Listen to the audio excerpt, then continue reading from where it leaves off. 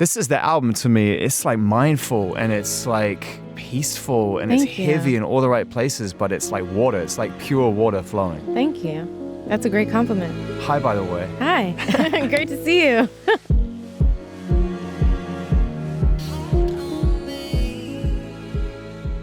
I think we've spoken on every project multiple times now. I'm so happy not only that we're both still here and everyone's here and we're all alive. Let's not take that for granted. Yep. But that you're just making your purest work. Thank you. And clearly in the best headspace, making it. It's just effortless vibes. Effortless, right? Tasteful. Just there are some songs, like there's a song on here, Red Flags, which is just you and an ARP. Mm-hmm. And it's so captivating and it needs nothing else. I mean, Tom York does that. Yeah. You do that. Yeah. But I don't know a lot of artists that do that. Yeah. I mean, I love being able to take, the different elements that you can take away also add so much. Reduction's important. It is. So it really is. Was there a version where it had stuff on it and then you just systematically took stuff off it? Well, really, when we wrote it, it was that only. And the producer was in the room like, okay, I'm going to add the drums. Like, I'm going to work on it. I was like, I don't think we need to. Like, I think this is perfect as is. He was like, really? I'm like, yeah, for real. Like, there's something about this silence and the space. And especially because of what you're talking about, it's got that kind of melancholy, feeling to it. So to have the space, it kind of represents that kind of like that loneliness, that space, that, thoughtfulness. It's a powerful message. It's thoughtful and it's powerful. And also, there's a big difference between reduction and standing on simplicity. Mm-hmm. It's one thing to kind of build something up and slowly take things away. It's a beautiful process and often reveals the most magical things that you couldn't have seen at the start. Absolutely. It's another thing to stand on simplicity, to realize that just with two elements, with a voice and just a beautiful accompaniment, which is allowing your message to resonate, is enough. And I'm just going to take a stab here and just say, look, I just don't think you really make that decision unless you know yourself. Yeah. Yeah. I mean, it just feels like an instinct thing, especially with this entire project. I feel I was really tapped into just kind of following my instincts and just finding the path that was kind of, I guess, like the world, the universe was cultivating for me. Yeah. Because even with the beginning of this project, I made intentionally to put it out in 3 parts. And BB Angel was like a little bit more up and a little bit more bright. And I felt like with this project, it naturally kind of evolved into like a little bit more of a deeper, darker place, a little bit more nuanced, like a lot of even, I think, the minor chords and the way that the songs feel. They feel very classic, but they also feel like it's moving in a new direction, which is always my goal. Totally. Look, you're leaning into ambient space. And I love ambient space. I mean, when I'm at home a lot of the time, in fact, before we got this conversation going, I was in my office taking a meeting. I was listening to Wing Victory of the Sultan, who make the most beautiful ambient music. I love wonderful strings, just heavy, beautiful, immersive stuff. So I'm really into that. And it's not lost on me that artists like yourself, the courageous, innovative, the artists who are really, truly following their own vision, are finding a way to incorporate that into their music more and more right now. Absolutely. Because I think subconsciously, don't you think we're searching for space? Absolutely. I feel like I was listening to a lot of that when I was creating this project too, because, we're in a world where we're inundated with so much noise, so much conversation, so much just stimulation at all times. And it's so important sometimes to just like quiet down, slow down, and still find your voice in that. I think that there's just like a really cool balance between like ambient and also like one of the people that I've been working with really heavily on this whole rollout, Machine Drum, he put out an ambient album. And like, I think so did No Such Thing. Like a lot of my like favorite collaborators have been kind of leaning into that space as well. And I think it's just so interesting to play with. Nice. Yeah, just and the juxtapositions between like ambient records and then records that also like have like all the drums in it. All the hi-hats, all the bass, Yeah. And I think that kind of creates a really amazing balance, That's another great word to describe this album as balance. And it's just no second is wasted. Like you didn't extend. I know it's 3 parts, so you could put it all together and say, hey, look, this is a 3-part exercise. But this particular element here, I feel like to get to put nasty on the end, which is a gift. Mm-hmm. And not just to us, but to yourself to say, yeah, man, it needs its place on this record. But you didn't carry on after that. You're like, no, it's cool. It's capped. It's done. Yeah, I think it's succinct. I think that's important as well. I think the intention with this project to kind of do something that felt very intentional every step of the way is important just because I think the world, again, that we live in, so inundated with so much content. There's so many releases and really people's attention spans are crazy. And we drop these projects and within 3 months, we're on to the next and we've moved on. And I really wanted every single part of it to feel so purposeful and succinct and like meaningful. So we could really like sink our teeth into every element. So let me make this statement that I've made to a few of my other friends who are artists at this point in their journey. And I'm going to share it with you because I consider you the same. We've known each other a long time. Yeah. I think that you and your generation of artists are the most important generation to the arts in my lifetime. And I'll tell you why. Yeah, why? Because, and I was literally saying this to A.G. Cook before you left when we were chatting about this. And because I think that before the marriage of the democratic distribution of music, the streaming era, the internet, when it really took hold, and the way that people were getting their information, which is obviously through timelines and feeds and everything else, and that becomes algorithmic, and then we're just being told what to watch and what to think, right? Mm-hmm. We were building on something. Totally. We were building on a previous model, trying to make it a bit better, a bit fairer, a bit this, a bit that. It became the Wild West real quick. Real quick. And you had to figure out how to navigate through a world while the people who were supposed to have answers lost their fucking shit. Everything changed. They didn't have any answers. No. No one had I don't any think answers. anyone was expecting it to be the way it is now. No honestly. one was. But the reason why you're so important is because 10 years on, you've made your best record. You love what you've made and you're supporting it, you're working it, you're making sure people know it exists and you're going to keep it alive. Yeah, absolutely. Billie on album number 3 could have sat on her hands and sold out stadiums. She's promoting that thing like it's 1995. There you go. Charlie You got XCX, to. it's a Brat Summer because Yes. every day she's doing something else to keep a Brat Summer going. And so it's like you figured it out. Like, we can't work for the feed. No. It doesn't work for us. No.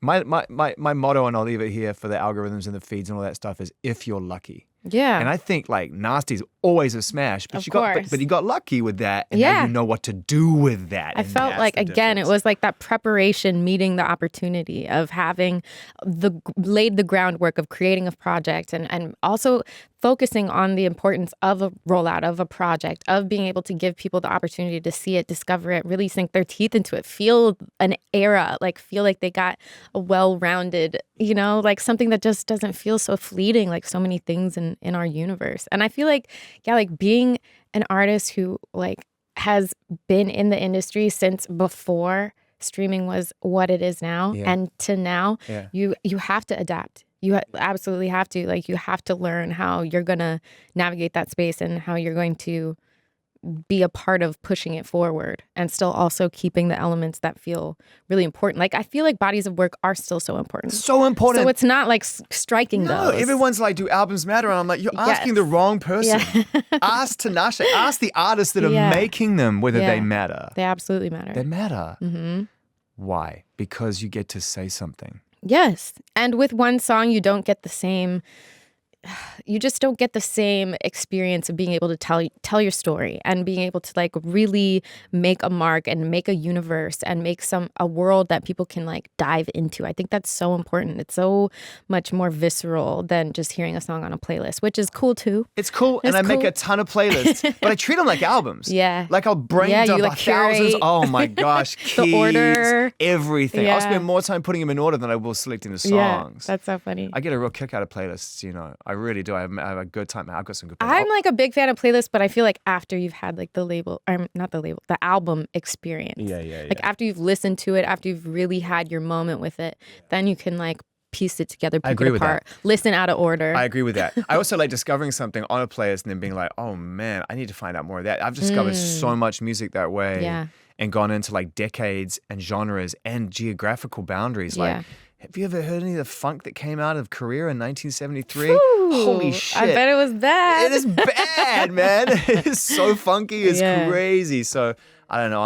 I'm having a really wonderful time with music right now. It's taking me places and allowing me to feel things that I haven't felt in a long, long time. Yeah. I think it's something to do with, to your point, what's going on outside. Yeah. My inside's craving space. So Absolutely. It's really affording that. And expression. Right. So let's talk about your safe space, the place you like to go to. What do you listen to? What are those albums that don't even have to be the ones now, because I go blank when people ask me that question, but like historically you've gone to that allow you to feel something on purpose. Yeah. Well, I mean, my number one reference is always Velvet Rope, because I feel like that album encompasses so much of what I try to embody, which is having the genre range. It doesn't ever feel like it fits in one box. It's constantly evolving. I think it's so ahead of its time. Yeah. There's so many elements that like feel one song to the next song. They feel totally different, but they all make sense in the same everybody world. had to go with her there too, because I know you've been mentioning Empty. Yeah. Empty is the most un-Jimmy Jam and Terry Lewis song amazing. I've ever heard them make. I love that song. Same. But like they have their sound, so beautiful sound, the chords and the feel and everything else, and they're adaptable. But man, did she drag them somewhere very unique there. It's so great. It's so inspiring. And I always use that song as a reference. Like, that's such a great reference point, because even like the mix of that song, I think, is so interesting. Yeah. Like a lot of the like call and response kind of, there's this like vocal in the background that kind of is jumping from left ear to right ear, and it's really hot in the mix. It's not like tucked in there like a part of the beat. It's like really, I just love like all those. You did that on your album a bit. Just love all those elements. I love how you did that on your album a bit. There's definitely moments in there where I feel like there's conversations going on in the background. Yeah. I mean, literally on No Broke Boys. But I mean, like there are other bits where you definitely are playing around with it. And we talked last time we spoke about Nasty and how it wasn't lost on me the way you position that so dry and up front. Mm-hmm. I think the mix is something that we don't talk about a lot, but it's something that I put a lot of effort and time and like focus into, because it changes so much of like how we experience a record. And these are just, again, the things that you can really experience when you listen to like a full body of work. That's because you're a producer. Yeah. That's because you're a producer. And I think you've become such an effective representative of your abilities as a performer, as a singer, as a dancer, as a choreographer, that I think it's really important we just take a second to acknowledge the fact that, you put this shit together. And you work with people, but man, it's your vision. And so I just want to talk a little bit about that, and can we just divide the disciplines up and just talk a little bit about the love of production, the love of the nerdery of it, because you're in the right room. That's my jam. Yeah, no, I love it. I think being able to find all of the feeling within a track. There's so many different ways that you can evoke it, whether it be through, like you said, the minimalism, the lack of the space, whether it be through, I love like a bass, like always does something to me. There's something about like a rumbling, grumbling, like an 808. Yeah. And then there's something also about like, I've been trying to avoid like too much high end a lot of the times on these records. So because I feel like my voice kind of floats in kind of that area. Yeah. And just kind of, I don't know, there's just so many ways that, you're super frequency in touch. Like you definitely figured out where you sit in the realm of warmth and space. Because I hear that on Thirsty, right? Like I love the way that the bass subtly changes key in the chorus just once and then comes back up. And it's so subtle, you almost think it kept the key. Yeah. It's such a subtle shift. And when you recognize it, you can't shake it. Yeah. So you get the same emotion every time it goes there. Whenever I hear that song and it goes down, I go to the same place. But it took me 2 listens to figure out it had done that. Totally. So also, I think it's like crazy. As a vocalist, you think a lot about how you're going to like play with your vocal performance. And that's something that I really love to do as well. Like use my vocal, obviously as an instrument, having these like really softer, higher, floaty, almost like whispery elements, as well as being able to do full voice things, which, creates, I feel like, an entirely different impact on the audience when they hear how, I'm singing on a track. So being able to play with those elements and juxtapose that with the music, I think that's where the sweet spot is. That's the chef's kiss right there. Is that you? I mean, like I know you love to perform. I know that you love to create art around your art. Yeah. But I mean, is the studio that's the happy place? The studio is just the most raw place, I feel. Like once I'm filming a video, once I'm, doing a photo shoot, once I'm on stage, that's kind of like the result. Right. That's where I get to celebrate, what I've done in that moment in the studio, where you're kind of just like laying it all on the line. And that's why I think I'm such a huge fan of like home studio spaces or places that feel really, really organic. Like I don't like the big, like dark produced, like heavy Hollywood like studios. I went in one yesterday and it was they're so dry. I was really torn up, and I'll tell you why. Because on the one hand, I want these places to stay alive. Yeah, they're history. Not just not just legacy, but yes, legacy. Yeah. But real people are drawn to them, and they are places dedicated to the creation of art. Yeah. And they are by their very nature closed off from the world. That's why there's never any windows. It's like you're safe in here. But I get it. Like I need to see life. Yeah. And there's something inspiring about those places too. So like, don't get me wrong, especially when I was like first in the game going into a place like that, you know, you're like, wow, there's something that kind of like makes you want to be on your shit when you're in a room like that. Everybody was just smoking mad weed in those places. That's what oh my God. Absolutely. I mean, that's the other reason why there's no fucking windows. Everyone just goes in there and gets fucking turned. Hotboxing the studio. But yeah, like, you know, it's inspiring. It also forces you to be on your shit because you're spending so much money to be there. So that's the other things. You're like locked in. But I do think that raw energy, which for me is so important to creating like my best work, my best art. Like I have to be not worried about what I look like, what I sound like. I can't be self-conscious. I have to be fully kind of in my element. And that's why, you know, a lot of my best stuff is always kind of created like at my home or a place where I just feel the most raw, the most real. Clearly, because I mean, some of the writing on this record is like is wonderfully unfiltered. But that's kind of like the best part is that, you know, the way that we get personal is through the music. Like that to me is, there's no like thing that feels uncomfortable about that. Because once it's like in a piece of art, it's do with it what you will, you know? And that's why art is so, like, what's the word? Like magic. Magic, but like it makes you feel so much lighter. It makes you feel so much like therapy, you know, you're able to get so much off your chest. So not everyone can do that though, my friend. Not everyone can do that. And a lot of people, I think, struggle with the execution because they take everything to the point of release and then they're just worried about the perception, right? That terrible thing about how will I be perceived? How will I be taken? How will it happen? And I think there's ways through that. Mm-hmm. You've obviously found your ways through that. Yeah, yeah. Were there times before this where it was harder for you to let some of those more personal songs go? And how did you figure it out? I think so. Well, I think there's also like something to be said for, you always want to put on a persona of like confidence and like badassness, and you never want to have like too vulnerable of a sideshow because, you know, obviously vulnerability and weakness are something that, you know, there's a lot of, you know, trepidation. Well, it reflects on our own feelings that way, and so what we do is we often reject other people's vulnerability because we don't want to go there ourselves. But it's so amazing when we hear it coming from someone else because you're like, oh my gosh, I've experienced that too. That's so great. You're never like judging someone else when they're vulnerable, but for some reason we judge ourselves so much. So I think it's taken a process over the years, but I think I've really found so much strength and so much value in expressing myself through the art, and also just like release and just like so much like catharsis. That's really exciting for me to be able to like go through something and be like, I'm gonna write a song.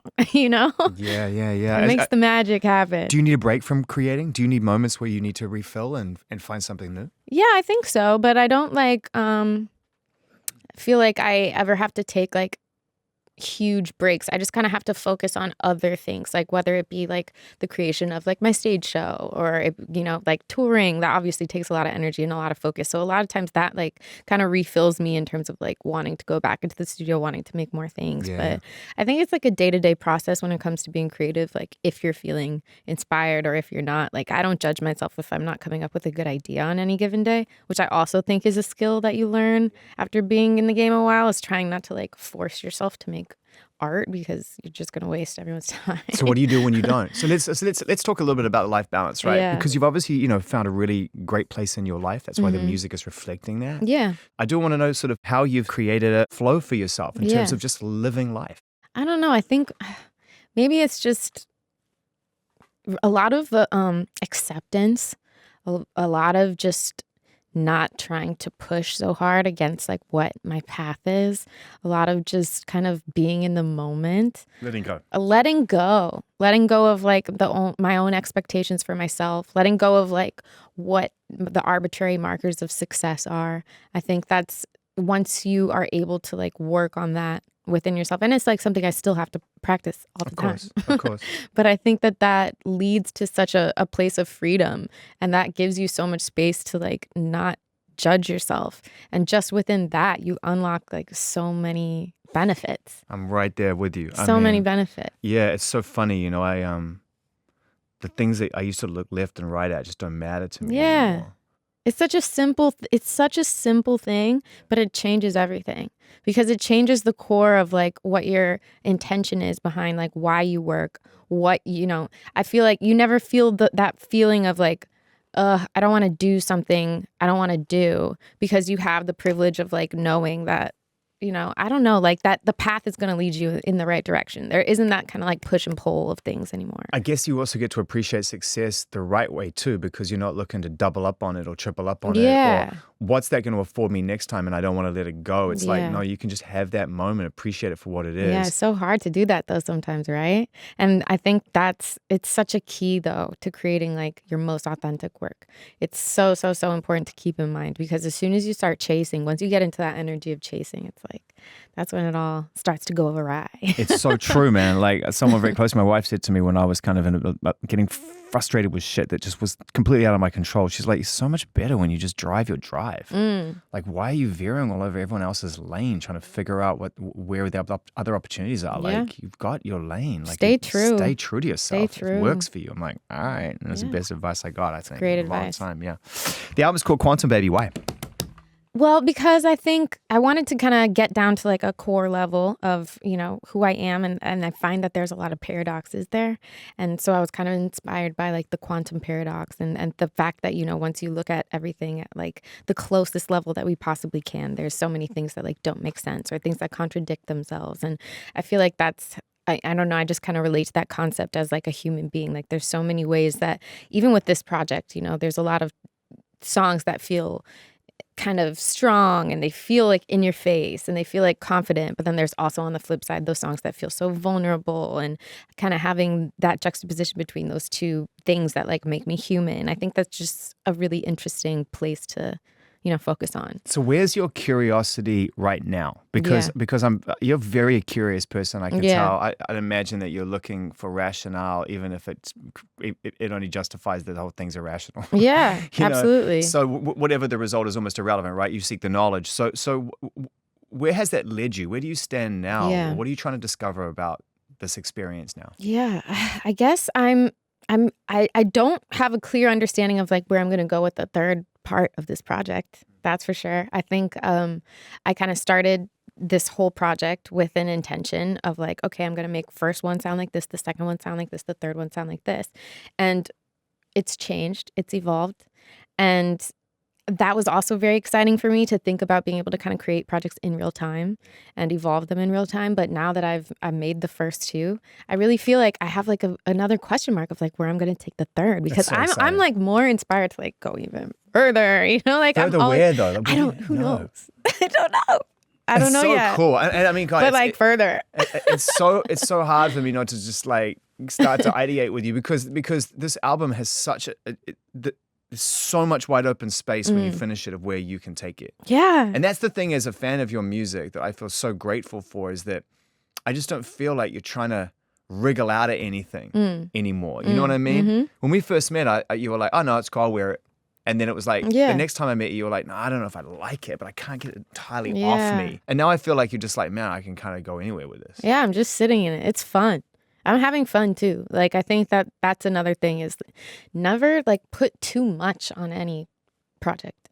Like, yeah, this could be like my magnum opus, but like so could the next one. Like, it's so fun to just kind of be like, okay, this is the stepping stone that's going to take me to I don't know, maybe I'm just obsessed with like creating more work, but I love like Don't stop. I love the idea of like, oh, no, for sure. now I have a clean slate. Now the world's my oyster. You won't even know when that project and what it means to you shows up in that moment in time. And to us fans, it could be Quantum Baby before that one. Yeah. And then that one. Like, that's the other three things I love about like Radiohead or Tom or whatever, is that I have no idea how I'm going to feel about any of their records or his records or any of the bands he's in half the time until like a year after it comes out. Yeah. Isn't that fun? It's so good. That's so fun. And it's just like, and then I go back and I'm like, oh my God, why did I sleep on this shit? Yeah. This is like the best one. Yeah. And I might just do something like totally different next time. Like, I might just flip the script, because I love those. I love the records that people are like, I feel like even I don't know, like one of my like fan favorite records, like Night Ride. That's like definitely something that maybe like on paper would have been like, I don't know if this really makes sense, but it's like I look back on that record and I'm like, yeah, that one was so good. No, I love that record. I love that record because it was like there was this kind of like really justified frustration that bore this really strong creative energy. Totally. So it's like it's almost punk, and it's like, and that's what I love about that. And it really, that album is very important, I think, for fans and for you, is because it showed that you were just like, hey, like it was when you kicked everything over. It's kind of a tantrum, that record, in a Absolutely. way. No, totally. And that's, why it didn't get promoted. But that's why I love that project. Same. You know, I think I just want to have that energy, even if I'm not in the same kind of creative place, even if now I'm inspired, just to be able to have that fearlessness is something that's like really exciting moving forward. What else do you do that outside of making music that keeps you creatively or spiritually connected? Like, what other things do you do with your time? Like go outside, like be in nature. I think that's something that's so important. Be with my family. I think that's so important to ground me. You have a strong family strong family unit. Like I'm seeing them, talking to them constantly all the time. I think that's just having your chosen family or a family, something that feels reliable, stable in the whole world. Which is really, I've got to pay respect to you and your family for that, because you showed an interest in this at a young age, and your family rightfully supported your passion and your dreams. That doesn't always end well. Absolutely. A lot of times people come out of that experience and there's some kind of resentment that kicks in, because you don't know what you want at that age, and then you're like, why did you encourage me? And it's like, because you wanted to do it. This book has been written 100 times. Yeah. So what's been the most important elements that you think makes your family so strong? What are the things that you and your mom and your dad and your family really ultimately, what are the poles? What are the 10 poles you revolve around? I think it's that safe space where like no matter what, you don't ever have to like mold yourself or change yourself.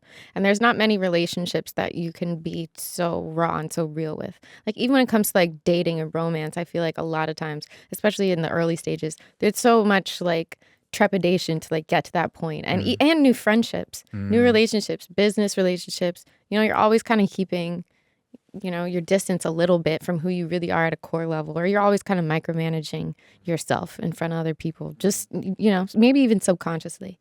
And I think that's, you never have to do that with my family. Like I just feel so much myself. Yeah, I love that. And I never feel like I am judged for anything I do, or like I have to mold myself into any particular direction. And so that's so special. I feel like when I was younger, I used to realize that too late. Like I would be really trusting, and then it'd be like, oh man.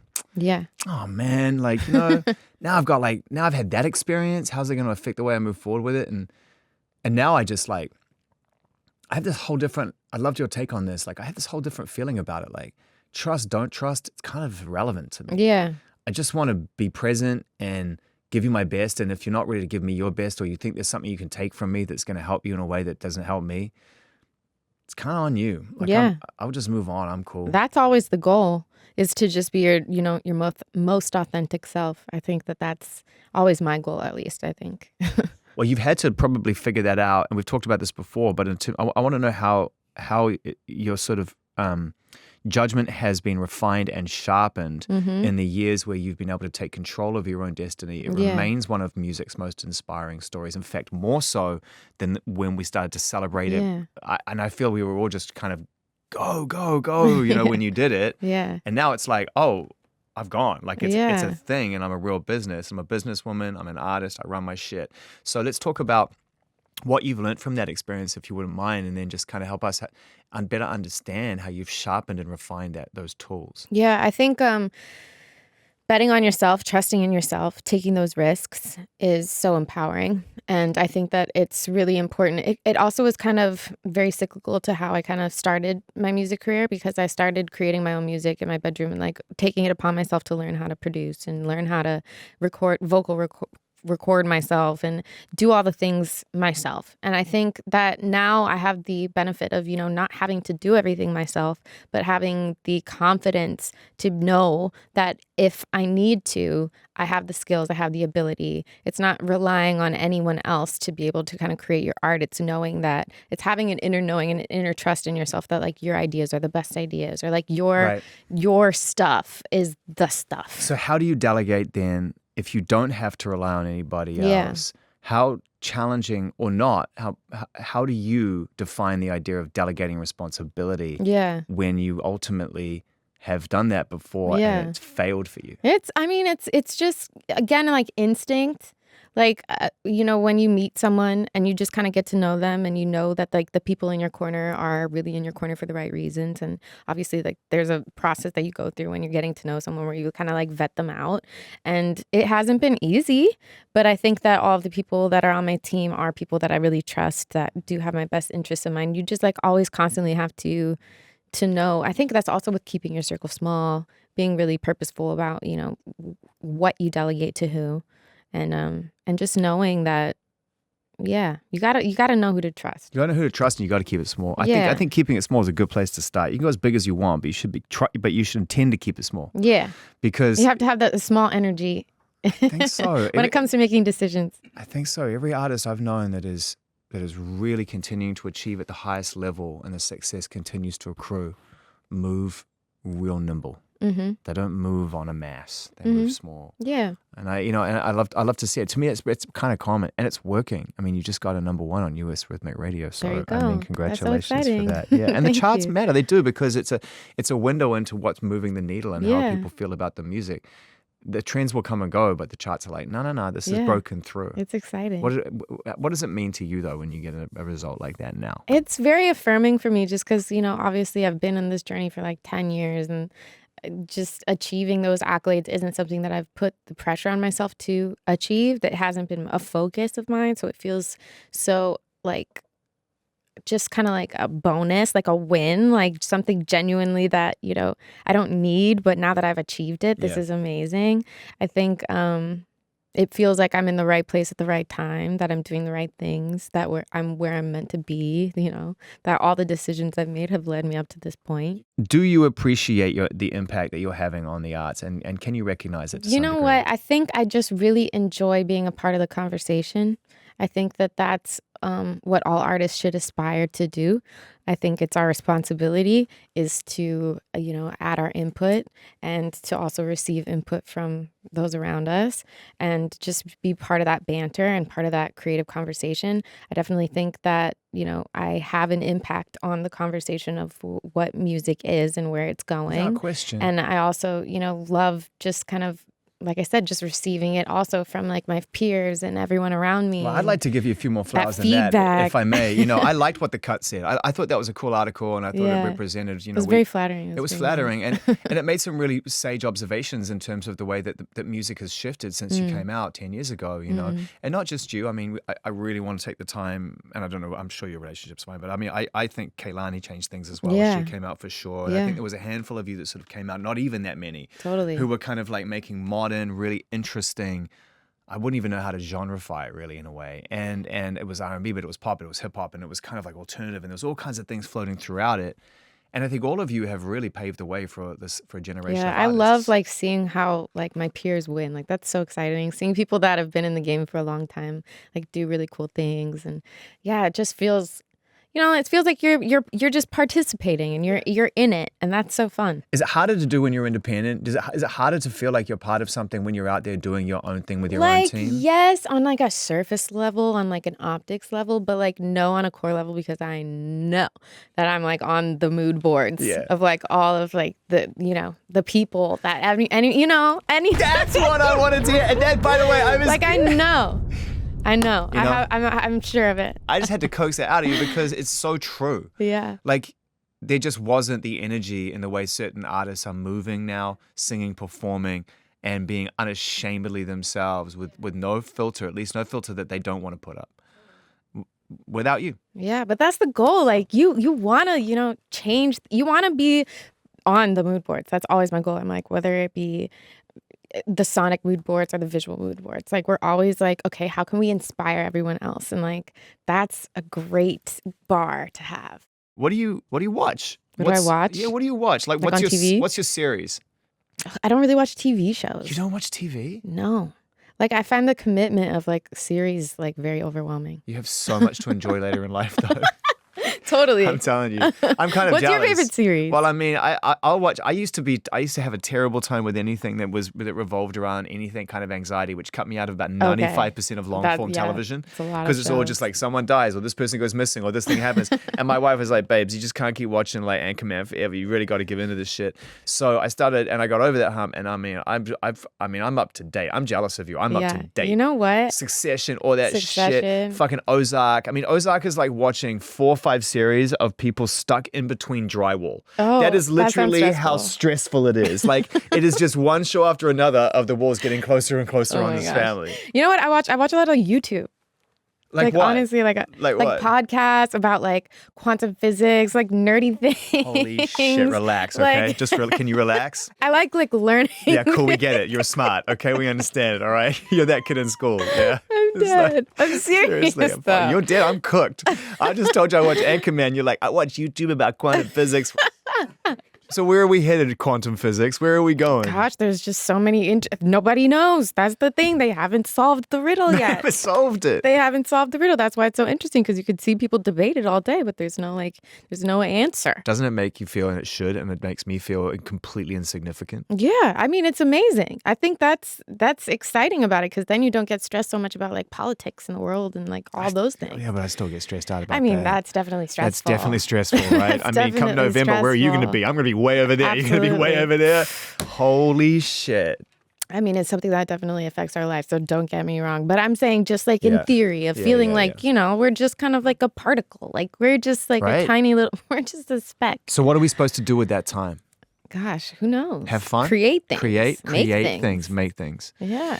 There's something about art that the more I try to understand it, the more I love that I have zero idea where it comes from or what motivates it, which is why the whole nature of the kind of thing I do, which is sort of try to sort of have really lovely conversations with the artistic spirit, has become way less about the mechanics of it and the process of it, or the timelines or any of that shit. Like, I don't even have questions. Maybe you can tell. Maybe you're going to walk out and be like, that was the worst Zane interview ever. But that's what it's about. It's a feeling level. It's not so analytical. And I think that's why so many interviews actually, to me, as the person getting interviewed, feel like they fall flat, because it feels like there isn't like a real understanding of like how creation works. Like people are like, how did you make the song? And you're like, well, I just thought of it. Like I just felt it. Like it just like there's something to be said for like getting these mysterious downloads from the universe. Like it just comes out of you. And that's how I want to treat it. I want to get a mysterious download from your universe, and I listen to it, and if I feel it, we'll be fine. Exactly. I feel like so many people are afraid. There's so many talented people in this world that are afraid to like release their art. Execute, because they're, you know, whatever. But I think that just being able to be free to not judge yourself for whatever you make is just so important. But you're an overthinker. I don't think I'm off the mark when I say that. Oh, I'm surely an overthinker. Don't get me wrong. So how do you... Okay, well, that's really interesting, because clearly as an overthinker, you found a way to get inside your own wiring and be like, not there. Not there. Not there. How? I don't know, because I think it's just because I think because I've recognized that my best stuff is when I'm not overthinking. Like that's what the music I like the best. Self-awareness. Yeah, the songs that I create that I like the best are the ones that I didn't, you know, overanalyze. They were just simple. It just happened. And I'm like aware that when I made those songs, I was not in that judgmental place in my mind. I was free. I'm so happy to hear it. That's the key word there. This album sounds free. Free. You know, when I hear Getting No Sleep, and I hear the way that you just dominate that verse, and it's Thank you. Even the structure of that song is very so free. Interesting. Yeah. It's like it's so melodic without even trying to be melodic. Like it's just, you just spin it. But I'm like with you every step of the way, you know, right down to like When I Get You Alone, which is another amazing example, and production wise as well, just beautiful. The whole thing is so tasteful. So let's talk a little bit about Match My Freak World Tour. Yeah. That's so exciting. By the way, that's one of the best tour names ever. Do you know how hard it is to put things in front of World Tour? Like, honestly, if you took a list of every single World Tour ever created, I reckon 95% of them are trash just because the term World Tour doesn't work well off any sentence. Right. But I'm going all around the world. Match My Freak World Tour. Match My Freak. All around the world. Yeah. That's going to be incredible. It's so exciting. I love touring. So let's talk about prep. Where you at with it? Oh, gosh, in the creative still. You know, it's like as much as you like plan in advance and you know something's coming, it's really, really, it always comes down to the wire. So, you know, we're still kind of coming up with different, whether it be stage designs. I literally was in the airport yesterday, flying back from China. We had a 6-hour layover. That was fun. Wow, what did you do for 6 hours in the airport? Work on my set list. No so shit. I was guess that's what there. you do. Yeah, I was sitting there for it passed the time very quickly because you know you're listening to how the songs are transitioning into one another. This is so hyper curated that people don't really take No, I love that. That's the fun part, right? How am I going to start? Where's it going to go? Where's it going to go? What's the story we're telling? What's it going to look like? Like when you make a tour, there's so many questions that need to be answered. And you haven't even got to the point where you're probably thinking about choreography because you're trying to figure out what you're going to be dancing to. Yeah. And that's a whole other world. Step one is get the music together. I really got to say, like, from my perspective, you know, as an artist, you know how we feel. But the choreography and your ability to be able to be innovative in that space. Thank you. It should consistently be recognized. And I know that when you're going to go out on the road, you're going to step up and do that again, you and your crew. Well, I love innovating in that space as well. That's something that, again, I don't think people talk about enough. It's like, how are we going to make the show feel new and fresh? And every year having the opportunity or the privilege of being able to give a new experience to the fans and also a new experience to myself. That's also so important. Just with, you know, to combat burnout, you want a new show, you want new choreography, you want new moves. Yeah, but you burn out to do that, right? I mean, it's athletic. I mean, it's like going on tour is like preparing for the Olympics. I mean, it's going to be crazy. You can't go on there and not level up, and you've leveled up every single time. Every time, that's the goal for sure. But what's cool about this album is I can imagine it's conjuring up a different kind of inspiration for you in terms of movement. Yeah. Because you have a lot of songs that require like a lot of movement, and you always step up and give those songs what they ask for. But this one is an ethereal nature to this. Yeah. Well, I think I've also been working with, like, for example, I've been working a lot with this choreographer out of Amsterdam. His name is Shay, and he's really amazing. And his stuff is very like storytelling driven, very narrative based, very almost theatrical. And I think that I've been looking for those theatrical elements, you know, to kind of pair with the way that the music is evolving, because I think it's helping to build this universe outside of just it feeling like steps, but also like what's the story we're telling, what's the narrative, building pictures in between with the bodies, steps. in between the steps, the transitions, how these all tie in together, the feeling of it, the literal shape of the movement. I think that's something that's so important to how I experience music. Yeah. So like, why not put that same effort into how someone else is going to like visually experience the music? You know what I mean? Yeah, I do. I can't wait to experience it. Where are you going to gift us this show in LA? Ooh, it's going to be at the Greek. Oh my God. It's so exciting. That's incredible. Yeah, I'm so excited. It's definitely like a bucket list venue for me. So it's going to be amazing. Oh, you'll be... Yeah, the Greek's epic, it's man. So that's such a beautiful 6,000-7,000 seat, just perfect. So but sick. Dude, like you're already at the bowl. You just haven't caught up. Yeah, thanks. You're already there. I'd see it going one way. I always enjoy talking with you. I want to say thank you for honoring our request and coming in and having a conversation. Absolutely. Thank you so much for having me. It's always a pleasure. It's a story that just keeps getting better. People ask me, oh man, do you still get a kick out of doing this stuff? I'm like, yeah, of course. I love to talk about music and connect with the people who make it. But what I really love to do is see the stories get better. So just long may that continue. Absolutely. It's good to see you. Thank you so much.